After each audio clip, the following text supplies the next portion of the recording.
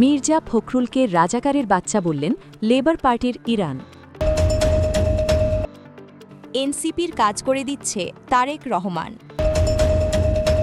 জামাত সরকার হলে এক মাসেও টিকতে পারবে না, এমন মন্তব্য করলেন বিএনপির নেতা মির্জা আব্বাস।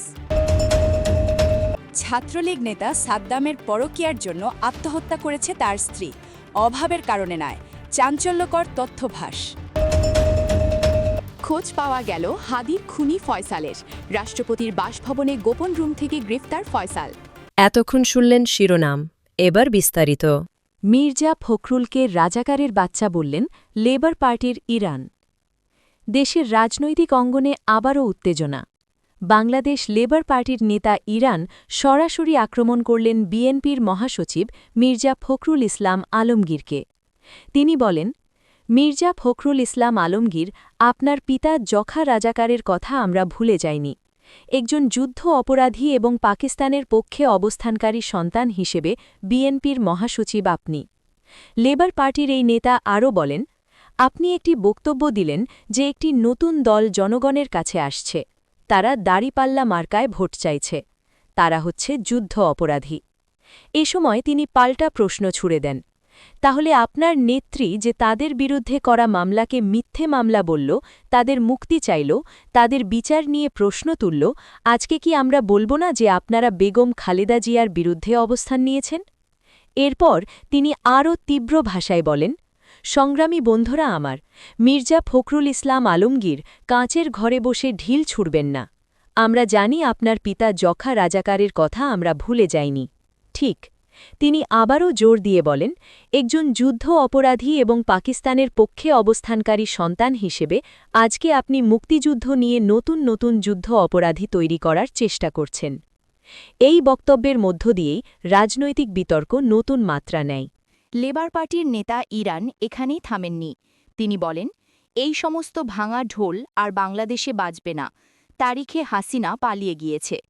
তিনি আরও দাবি করেন, মুক্তিযুদ্ধের চেতনার নামে বাংলাদেশে যে বিভক্তির রাজনীতি, বাংলাদেশে যে হানাহানির রাজনীতি, তার বিরুদ্ধে আজকে আমাদের ডাক্তার শফিকুর রহমান ঐক্যবদ্ধ বাংলাদেশের ডাক দিয়েছে। এরপর তিনি রাজনৈতিক অবস্থান স্পষ্ট করে বলেন, তাই বাংলাদেশ লেবার পার্টি আমরা বিএনপি ছেড়ে এখানে অবস্থান নিয়েছি বন্ধুরা।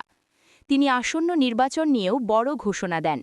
আগামী 12 তারিখে ইসলামী ছাত্র শিবির যেভাবে 5টি ক্যাম্পাসে বিজয় অর্জন করেছে, আমরা জামায়াতে ইসলামের নেতৃত্বে আগামী বাংলাদেশে জাতীয় সংসদ নির্বাচনেও বিজয় ছিনিয়ে আনব ইনশাল্লাহ। এই বক্তব্যে স্পষ্ট হয়ে ওঠে, লেবার পার্টির অবস্থান এখন পুরোপুরি জামায়াত কেন্দ্রিক রাজনীতির দিকে ঝুঁকেছে। বক্তব্যের শেষ অংশে এসে ইরান তুলে ধরেন অতীত ও বর্তমান সহিংসতার প্রসঙ্গ। তিনি বলেন, আরেকটা কথা বলে শেষ করব। আবদুল্লাপুর থেকে শুরু করে সদরঘাট পর্যন্ত বিগত আওয়ামী লীগের সময়ের আওয়ামী লীগ, যুবলীগ, ছাত্রলীগ, স্বেচ্ছাসেবক লীগ, শ্রমিক লীগের যেই অফিসগুলো ছিল, আপনারা সবাই জানেন কোন কোন জায়গায় অফিস ছিল। তিনি যোগ করেন, এই অফিসগুলো এখনও আছে, কিন্তু নাম নাই, নাম চেঞ্জ হয়ে গেছে, লীগের জায়গায় দল হয়েছে। এরপর তিনি বলেন, আমরা শুধুমাত্র ক্ষমতার হাত বদল চাই না, আমরা একটা অর্থবহ পরিবর্তন চাই। 2025 সালের একটি ঘটনার কথা স্মরণ করিয়ে দিয়ে তিনি বলেন, আপনাদের মনে আছে 2025 সালের 9ই জুলাই এই মিডফোর্ডে চাঁদার জন্য একজন মানুষকে, সোহাগকে, কিভাবে পাথর দিয়ে গুতিয়ে গুতিয়ে হত্যা করা হয়েছিল?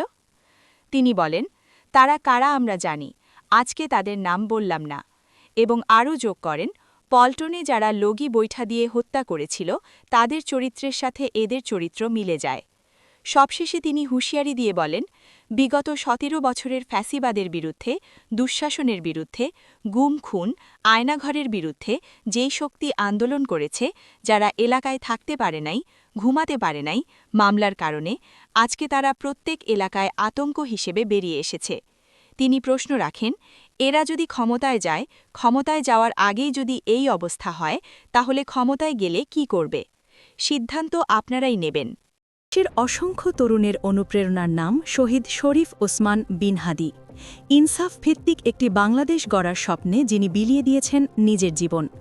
গত বছরের 12ই ডিসেম্বর প্রকাশ্যে গুলি করে হত্যা করা হয় তাকে। ঘটনার ১.৫ মাস পেরিয়ে গেলেও এখনও গ্রেপ্তার হয়নি সেই হত্যাকাণ্ডের মূল আসামি। এই অবস্থায় দেশজুড়ে ইনকলাব মঞ্চের ব্যানারে চলমান থাকে হাদি হত্যার বিচারের দাবিতে বিক্ষোভ। এমন প্রেক্ষাপটে সম্প্রতি অন্তর্বর্তী সরকারের পক্ষ থেকে ঘোষণা আসে শহীদ ওসমান হাদির পরিবারকে ঢাকায় একটি ফ্ল্যাট কেনার জন্য ১ কোটি টাকা এবং জীবনযাপনের জন্য আরও ১ কোটি টাকা অনুদান দেয়া হবে। এমন বাস্তবতায় সামাজিক যোগাযোগ মাধ্যমে প্রকাশে আসে হাদি পরিবারের গুরুত্বপূর্ণ ২ সদস্যের মতভেদ, যা নতুন করে সামাজিক যোগাযোগ মাধ্যমে আলোচনার ঝড় তুলেছে। ভবিষ্যৎ হোক নিরাপদ, বিনিয়োগ হোক বিশ্বস্ত, আর আমার পছন্দ। শনিবার বিকেলে ফেসবুকে একটি পোস্ট দেন শহীদ ওসমান হাদির মেজ ভাই শরীফ ওমর। ফেসবুক পোস্টে লিখেছেন তিনি ওসমান হাদির ভাই। এমন প্রমাণ সংবলিত একটি ছবিও যোগ করেছেন এবং আবেগঘন ভাষায় হাদির সন্তানকে নিজের কাছে ফিরিয়ে দেওয়ার আবেদন জানান। একই সঙ্গে তিনি লিখেছেন হাদির যা ছিল সব অন্যদের নিয়ে নেয়ার কথাও। এমনকি যে কেউ চাইলে হাদির স্ত্রীকে নিয়ে নিতে পারেন এমন কথাও উল্লেখ করেন তিনি। হাদির মেজ ভাইয়ের এই পোস্টটি শেয়ার দিয়ে তীব্র প্রতিক্রিয়া জানান ওসমান হাদির স্ত্রী রাবেয়া ইসলাম শম্পা। ক্যাপশনে তিনি স্পষ্ট ভাষায় লেখেন, ওসমান হাদির স্ত্রী কোনো পণ্য নন, যে কেউ চাইলেই নিয়ে নিবে। পাশাপাশি তিনি উল্লেখ করেন তার সন্তান ফেরোনাসের পিতা একজনই, শহীদ ওসমান হাদি। আর এই প্রতিক্রিয়ার পরপরই হাদির ভাই শরীফ ওমর নিজের পোস্টটি ডিলিট করে দেন। হাদির ভাইয়ের পোস্টটি ডিলিট হলেও বিতর্ক থেমে থাকেনি। ইনকলাব মঞ্চের নেত্রী ফাতেমা তাসলিম জুমা হাদির স্ত্রী রাবেয়া ইসলাম শম্পার পোস্টে কমেন্ট করে প্রশ্ন ছুড়ে দিয়েছেন। লিখেছেন, কি হয়েছে ভাবি, পোস্ট তো নাই। আর এর জবাবে শরীফ ওমরের ডিলিট করা সেই পোস্টের স্ক্রিনশট প্রকাশ করেন হাদির স্ত্রী, যা পরে আবারও শেয়ার দেন তিনি। এই ঘটনার কিছু সময় পর ফাতেমা তাসলিম জুমা নিজের ফেসবুক পোস্টে লিখেছেন, no one can ever match Osman Hadi, অর্থাৎ ওসমান হাদির সঙ্গে কেউ কখনোই তুলনীয় হতে পারবে না। হাদি পরিবারের গুরুত্বপূর্ণ ২ সদস্যের এই মতভেদ প্রকাশে আসতেই সামাজিক যোগাযোগ মাধ্যমে শুরু হয় তীব্র আলোচনা। কেউ বলছেন এমন বিষয় প্রকাশে না আসাই ভালো ছিল, আবার কেউ লিখছেন শহীদ ওসমান হাদি ইতিহাসের পাতায় অমলিন হয়ে থাকবে, জাতি কখনোই তাকে ভুলবে না। বাংলাদেশের সাবেক প্রধানমন্ত্রী শেখ হাসিনার পালিয়ে যাওয়ার প্রায় ২ বছর হতে চলল। জুলাই গণ অভ্যুত্থানে সহস্রাধিক প্রাণের বিনিময়ে অর্জিত নতুন বাংলাদেশে এখন বড় প্রশ্ন গণহত্যার বিচার ও শেখ হাসিনার প্রত্যাবর্ষণ। সম্প্রতি জাতিসংঘ শেখ হাসিনাকে বাংলাদেশে ফেরানোর বিষয়ে তাদের অবস্থান পরিষ্কার করেছে। শেখ হাসিনার দেশে ফেরানোর বিষয়ে কী বলল বিশ্ব সংস্থাটি? ২০২৪ সালের জুলাই গণ অভ্যুত্থানে সংঘটিত নৃশংসতার বিচার এবং ভারতে অবস্থানরত ক্ষমতাচ্যুত প্রধানমন্ত্রী শেখ হাসিনাকে দেশে ফিরিয়ে আনার ইস্যুতে অত্যন্ত তাৎপর্যপূর্ণ মন্তব্য করেছে জাতিসংঘ। সংস্থাটি স্পষ্ট ভাষায় জানিয়েছে, বাংলাদেশে সংঘটিত প্রতিটি হত্যাকাণ্ডের ক্ষেত্রে